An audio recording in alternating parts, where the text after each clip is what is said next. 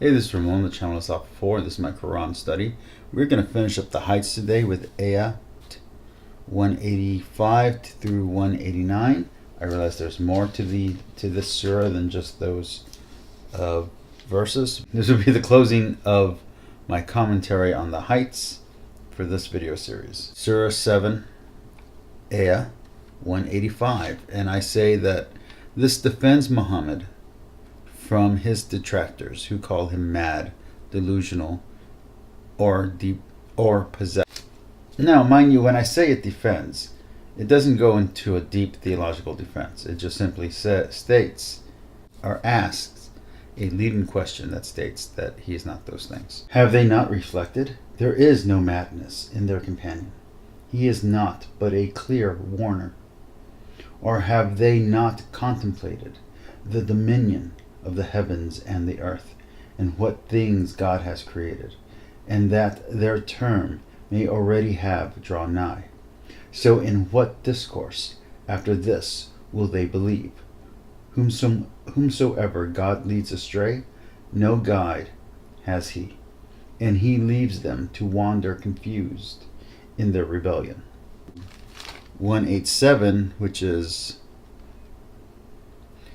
this is a question about the hour, which for those in Judaic religion tradition know what that's talking about. And the answer that the Quran gives is very similar to Jesus' reply, while still denying the reply as it is reported or as it is documented in the Gospels. So let's get into that. So this is 187. They question thee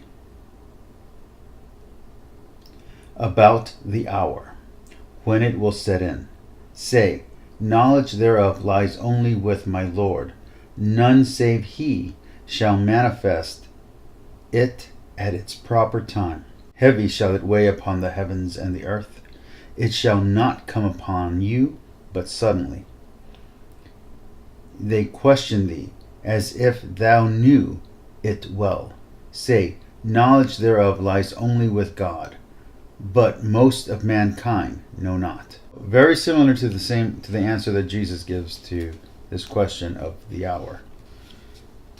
When will the hour be at hand? While in the Bible it says it will come as a thief in the night. Then we get to Ayah 189. And Muslim commentators here take the time to distance Adam from the fall, taking the responsibility of original sin away from him, as many Muslim scholars do not see original sin in the Quran, as Christians do in the Old Testament. Also, this leads into a bunch of questions. The family of Adam, was it Adam and Eve in the Quran, or does Eve have a different name?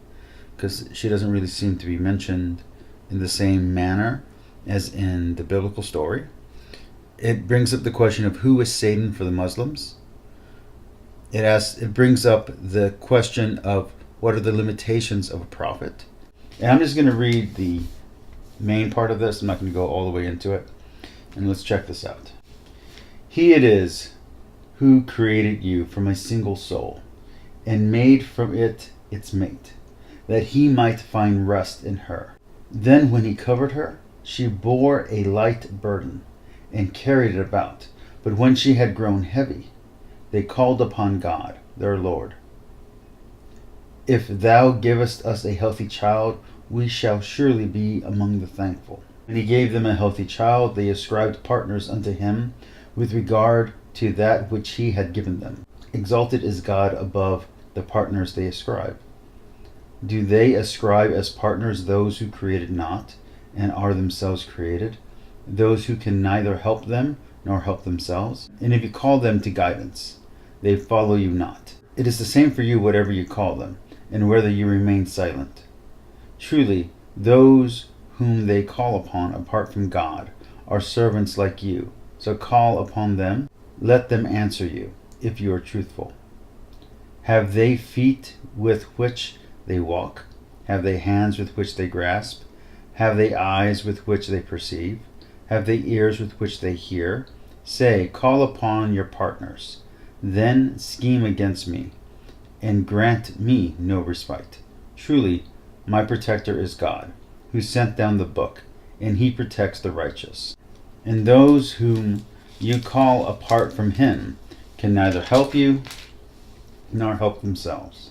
Then I'm going to jump ahead to 200. And should a temptation from Satan provoke thee, seek refuge in God.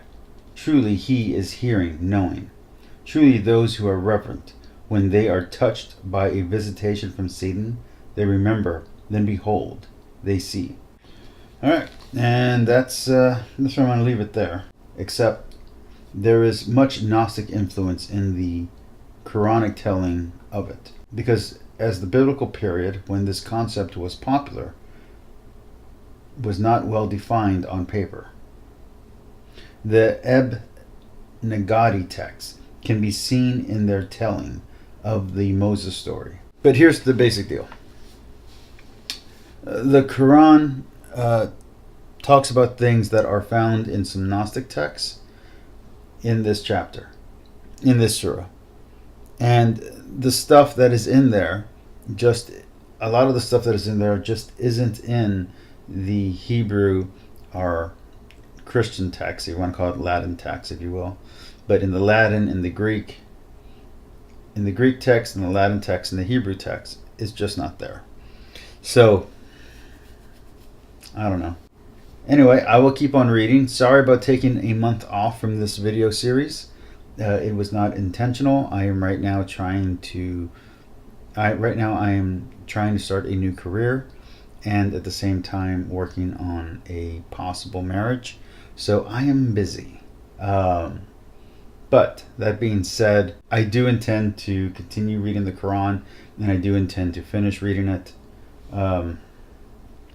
Anyway, talk to you all later. Peace, like, and subscribe. Bye.